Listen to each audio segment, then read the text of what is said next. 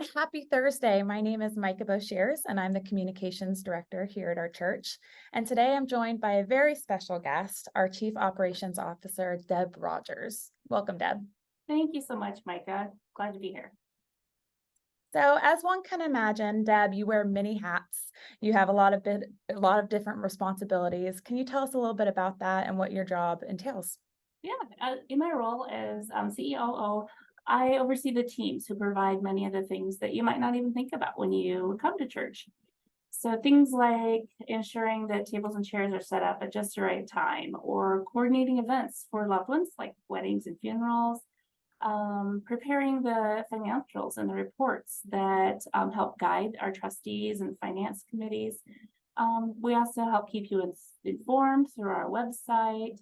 Our teams also make sure things like our fire suppression systems and air conditioning is working at all hours of the day and night. Mhm.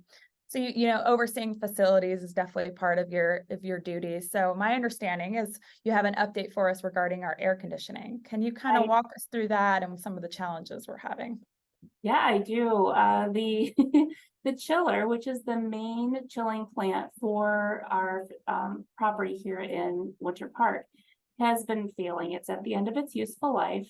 It has been with us for about 20 years, and there are some pieces and parts of it that are no longer working.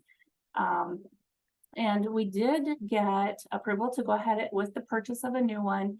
And the lead time, unfortunately, on getting a new one installed of the size that we need is about 34 to 40 weeks. So we're looking at July of 2024 before the installation. And without it, we don't have air conditioning or heat in these colder months.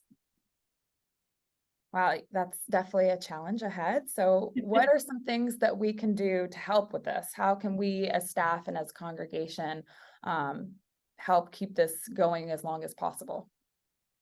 Well, initially here in the very beginning, we want to make sure to keep the chiller running as much as we can.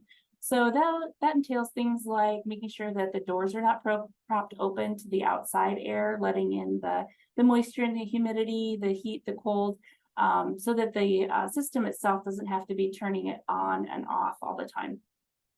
The other thing is in the Wesleyan building in particular, we want to at this time keep all of the units on. During this cooler weather, we're finding that again, the unit is having to kick on or off. And if we can just kind of keep it at a level, we'll hopefully lengthen the lifetime that we have left with this chiller. Mhm. Sounds like some big decisions are going to be made. As a church, we're called to make disciples. So I guess I want to leave this update with, a food for thought. How does our campus and how does our facility tie into that mission of making disciples? I think if, how we answer that question will dictate how we use our facilities and how we move forward as a church family.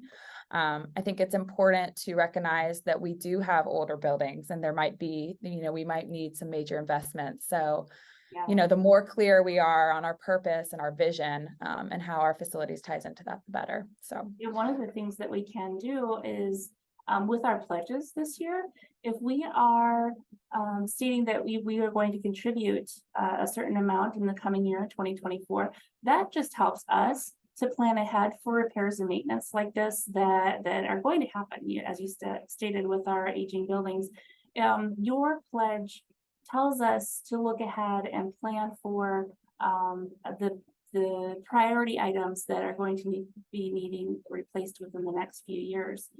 The trustees actually did a property condition assessment, which tells us that some of our heavy equipment and our buildings in general are going to need some repair within the next 10 years. So the more information we have to plan ahead for that, the better. wonderful.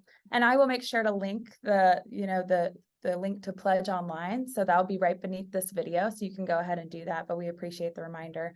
And Deb, I appreciate you jumping on the call for me today. I hope you have a wonderful week, everyone. Thank you, Micah.